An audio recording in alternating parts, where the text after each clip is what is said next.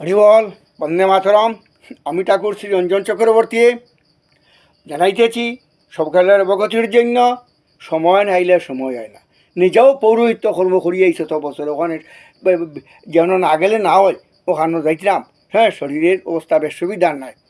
তেই আমি উপলব্ধি করছি যে আমাদের সনাতন ধর্মীয় দেবতাগুলো পূজা হওয়ার সে উপলব্ধি করছি না, সবের দ্বারা সব সময় হয় না, সময় হয় না।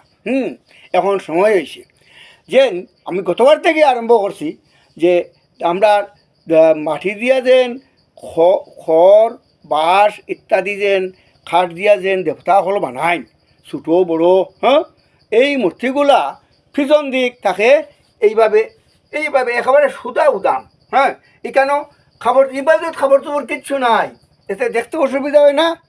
লজ্জা লাগে না প্রত্যেকের? নিজের মাতৃতুল্য দেবতা হল, পিতৃতুল্য দেবতা হল।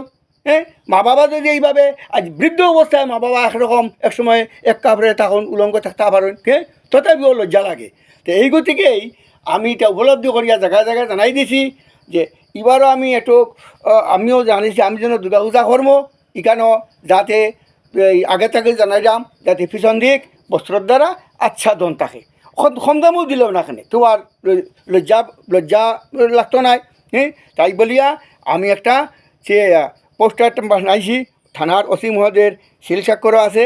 এই যে আমার পোস্টগুলা দেখবা আর ভিডিও তো দেখবা, নিশ্চয়ই ভালো লাগবো। সকালে এটা ভাইও প্রশংসা করডা।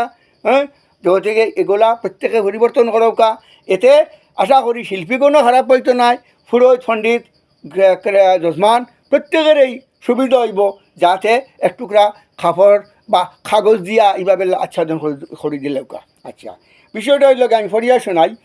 দেবদেবীর পেছন দিক নগ্ন না রেখে বস্ত্রর দ্বারা আবৃত করা। আর শিল্পীগণের সম্বন্ধে লেখছি, শিল্পীগণ এই যে মাটির দেবতার সামনের মতো পেছনে কাপড় পরাইবেন, ক্রেতা ও পুরোহিতগণের সমর্থন আবশ্যক। হ্যাঁ, এটা সবেরই সমর্থন থাকবো আশা করি। ধন্যবাদ। জয় দেবদেবী। ওম কৃষ্ণায় বাসুদেবায় হরে।